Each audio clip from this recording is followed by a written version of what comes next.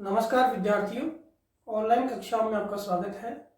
विद्यार्थियों, हमने पिछले वीडियो के माध्यम से लोहा इस्पात उद्योग और एल्यूमिनियम उद्योग दोनों उद्योगों को और उनके क्षेत्रों को जाना।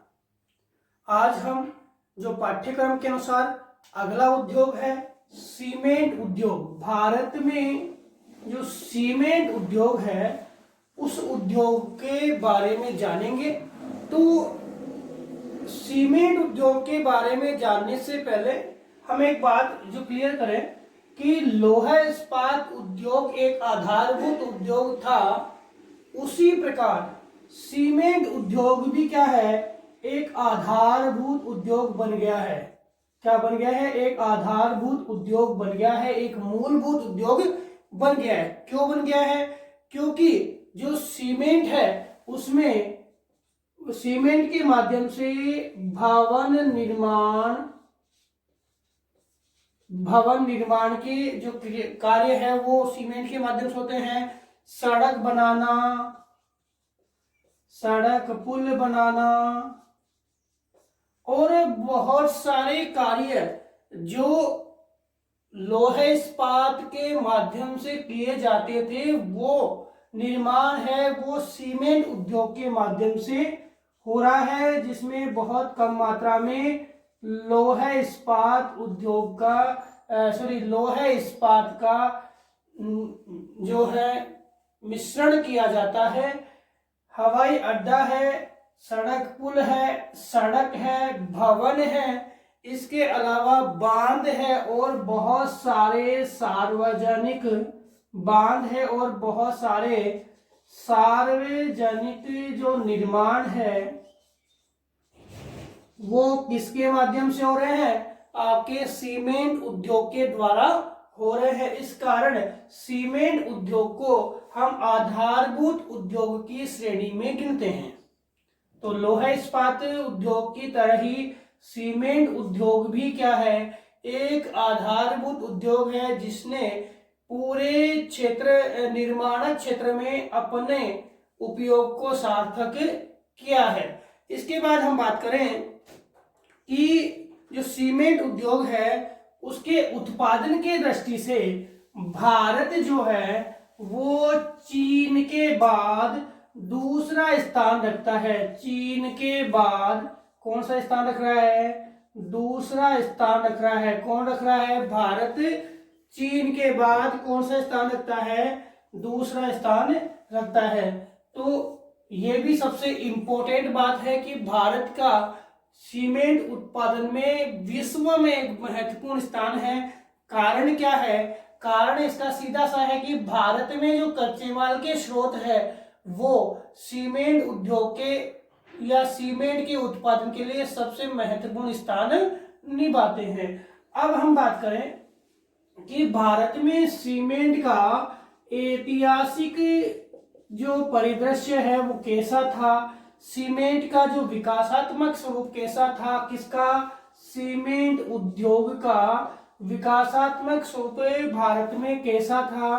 तो सबसे पहले हमने बात की थी जब उद्योगों के जो आरंभिक स्वरूप को या भारत में उद्योगों के विकास को जब हमने पढ़ा था, जब हमने बात की थी कि 1904 में सबसे पहले सीपीओ के माध्यम से, सीपी जानते हो, सीपीओ के माध्यम से भारत में, सीपीओ के माध्यम से भारत में किसका? सीमेंट का निर्माण किया गया। सीमेंट का निर्माण किया गया और कहाँ किया गया ये निर्माण? ये निर्माण आपके चेन्नई में किया गया। चेन्नई कहाँ है? तमिलनाडु में है। लेकिन यह निर्माण असफल रहा था। यह निर्माण कैसा रहा था? असफल रहा था। इसके बाद भारत में जो सफलतम कारखाने जो लगाए गए वो भी हमने बात की थी 1912-13 में। कटनी मध्य प्रदेश में सीमेंट का सफलतम कारखाना लगाया गया। इसके बाद 1914 में आपके पोरबंदर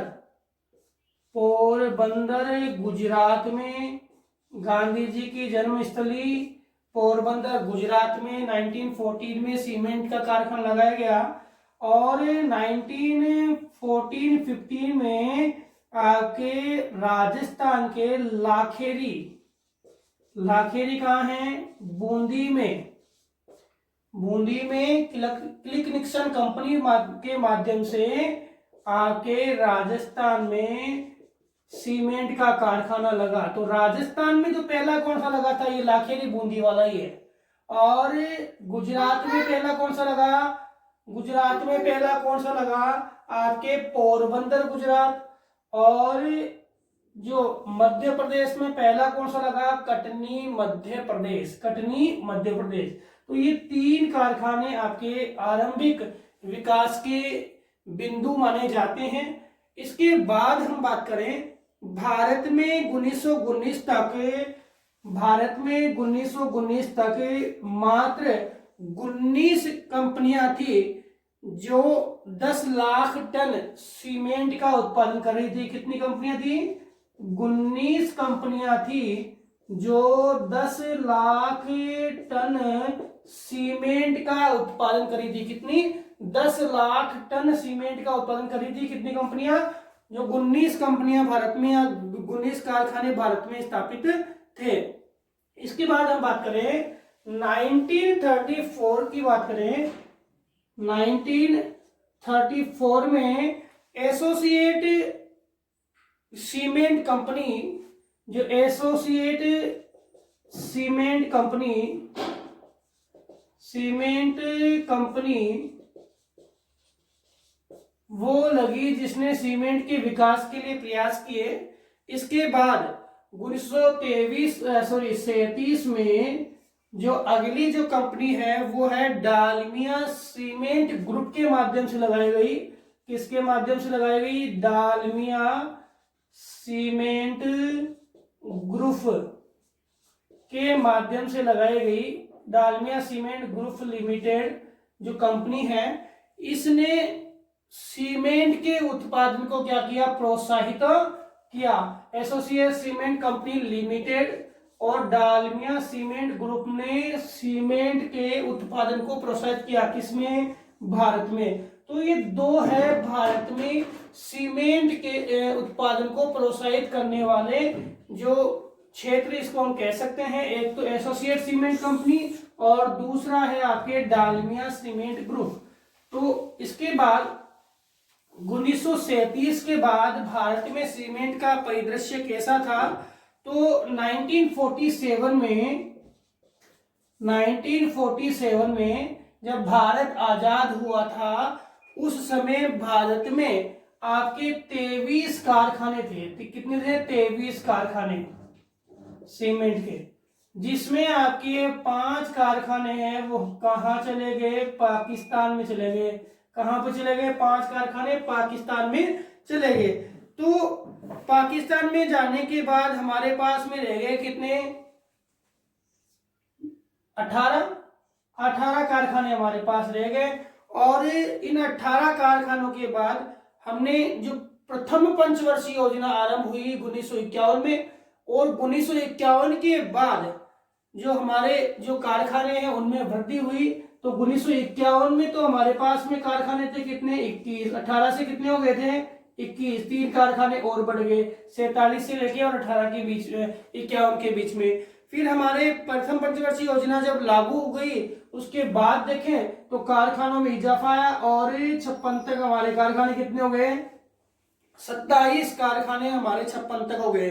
अब वर्तमान स्थिति की बात करें, 1990-91 की बात करें तो देश में आपके 92 कारखाने, देश में आपके 92 कारखाने सीमेंट के चल रहे थे। और 2015 में बात करें तो 209, 2015 में बात करें तो 209 बड़े संयंत्र, 209 बड़े संयंत्र भारत में जो सीमेंट के स्थापित हो चुके हैं। 2015 की बात कर रहा हूं, कितने, 209 बड़े संयंत्र जिनकी उत्पादन क्षमता कितनी है, 37.83 करोड़ टन। कितनी है, 37.83 करोड़ टन। जो जो आपके कारखाने स्थापित हुए इनकी उत्पादन क्षमता कितनी है? 37.83 करोड़ टन। इसके अलावा छोटे छोटे जो उद्योग है, छोटे उद्योग आपके हैं, जो सीमेंट के छोटे छोटे कारखाने स्थापित हुए हैं उनकी बात कर रहा हूं। उनमें देखें तो आपके 365 संयंत्र है। कितने? भारत में 2015 की बात करें तो कितने संयंत्र है? 365 संयंत्र है, जिनके उत्पादन क्षमता की बात करें तो 3.3 करोड़ टन उत्पादन क्षमता इनकी है। किनकी? जो छोटे संयंत्र है उनकी कितनी है? 3.3 करोड़ है उत्पादन क्षमता है, जबकि बड़े संयंत्रों की उत्पादन क्षमता कितनी है? 37.83 करोड़ टन है। इसके बाद हम देखें कि भारत में हमने एक परिदृश्य देखा कि 1947 से लेकर के और वर्तमान तक, और जब सीमेंट उद्योग की स्थापना हुई, आरंभ हुआ, तब से लेकर और वर्तमान तक भारत ने सीमेंट उद्योग और सीमेंट के उत्पादन में एक नई प्रगति है वो प्राप्त की है। और इस प्रगति के पीछे कौन कौन से कारण जिम्मेदार है? उसके पीछे सबसे मेन कारण है भारत में सीमेंट उत्पादन के लिए जो कच्चे माल के स्रोत है वो सबसे इंपॉर्टेंट है, और भारत में सीमेंट के कच्चे माल के स्रोतों का अभाव नहीं है। इस कारण से भारत में सीमेंट उद्योग के संदर्भ में देखें तो विश्व में भारत का क्या है? प्रमुख स्थान माना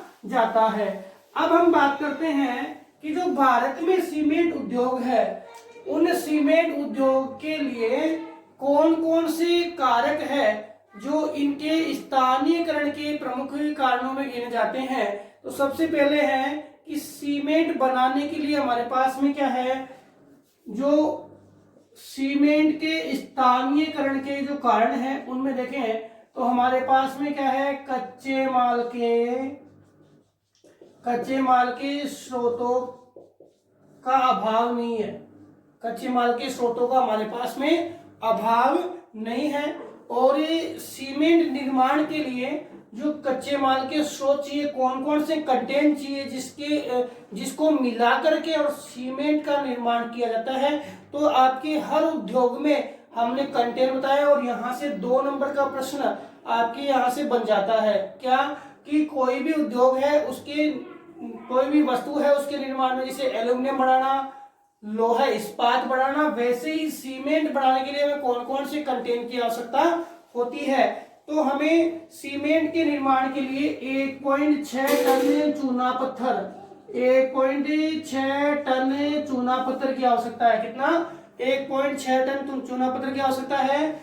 0.338 यानी 0.38 टन है हमें जिप्सम की आवश्यकता है। किसकी? जिप्सम की आवश्यकता है।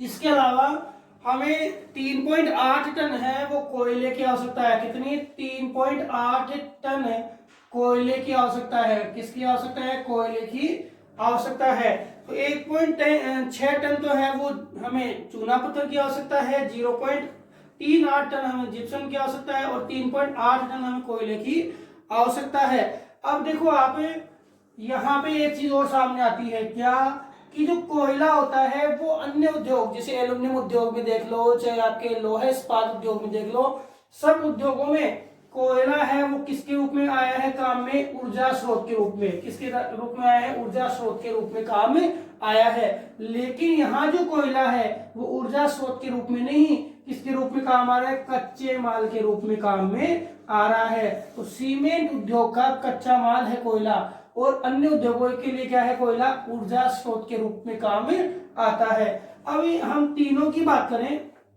तो भारी धातु है, सारी के सारे क्या है? भारी है। भारी जो पदार्थ है, और भारी पदार्थों के लिए सबसे बड़ी समस्या हमारे सामने आती है कौन सी? परिवहन लागत। कौन सी?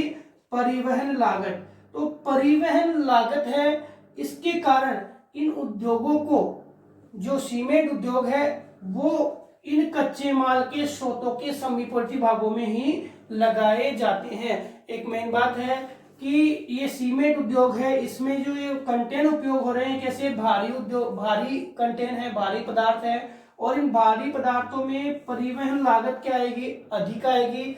और परिवहन लागत की दृष्टि से देखें तो इन जो उत्पादन क्षेत्र या इन कच्चे माल के स्रोतों में ही सीमेंट उद्योग को लगाया जाता है या सीमेंट उद्योग की स्थापना की जाती है, सबसे मेन बात है। और सीमेंट के कारखाने इन कच्चे माल के समीपवर्ती भागों में लगाए जाते हैं जिससे हम अच्छा उत्पादन और कम लागत पर उत्पादन क्या कर सके, प्राप्त कर सके। तो विद्यार्थियों, हमने जाना कि भारत जो है, भारत में सीमेंट उद्योग के विकासात्मक स्वरूप में देखें तो आपकी सबसे पहले 1904 में पहला कारखाना लगा और धीरे धीरे विकास होते होते वर्तमान में सीमेंट उत्पादन में भारत का विश्व में अग्रणी स्थान है। अब हम बात करें कि भारत के कौन कौन से क्षेत्र है वो सीमेंट का उत्पादन करते हैं, कौन कौन से क्षेत्र है जो सीमेंट का उत्पादन करते हैं। तो सीमेंट उत्पादन का जो वितरण स्वरूप है वो हम देखते हैं कि सीमेंट उत्पादन का वितरण स्वरूप है, उसमें देखें कौन कौन से क्षेत्र सीमेंट का उत्पादन करते हैं। तो सबसे पहले बात करें कि भारत में जो सीमेंट उत्पादन है वो किसके कारण होता है। तो भारत में एक तो भारत में जो उद्योग के स्थानीयकरण के जो कारण है वो क्या है, बहुत ही अनुकूल है। इसके कारण है हमारे यहाँ सीमेंट उद्योग का उत्पादन, सीमेंट उद्योग की स्थापना, उसका विकास किया जाता है। साथ ही साथ इसके उत्पादन में कौन कौन से कारक है जिसमें हमने पढ़ा, स्थानीयकरण में कौन कौन से, चूना पत्थर हमें चाहिए, पड़ावी, जिप्सम भी हमें चाहिए, कोयला भी हमें चाहिए। तो चूना पत्थर चाहिए, जिप्सम चाहिए, कोयला चाहिए, साथ ही साथ हमें इसके लिए एक उन्नत तकनीकी की आवश्यकता है और पूंजी व श्रमिकों की आवश्यकता है, पूंजी व श्रमिकों की आवश्यकता है। इसके अतिरिक्त देखें तो हमें इसके उत्पादन के लिए सबसे मेन जो आवश्यकता है वो एक तो है ऊर्जा स्रोत और परिवहन स्रोत,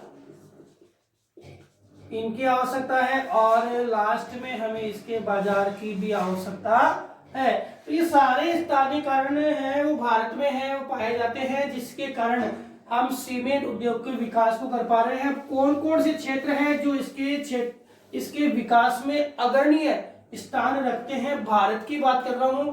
भारत में सीमेंट उत्पादन में कौन कौन से प्रदेश है वो अग्रणीय स्थान रखते हैं, उन क्षेत्रों में हम बात करें तो ये जो पदार्थ है मतलब जिप्सम है, चूना पत्थर है, ये हमारे राजस्थान से लेकर के एक पट्टी जो राजस्थान से लेकर के, एक मिनट हम मानचित्र के माध्यम से देख लेते हैं।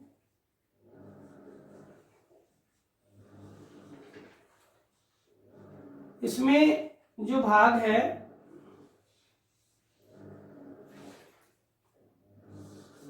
राजस्थान के दक्षिणी भाग से लेकर के विंध्याचल पर्वत श्रृंखला से लेकर के और आगे तक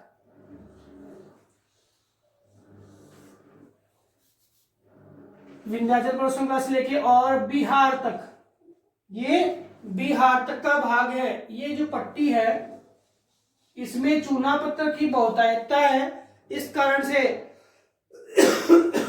आगे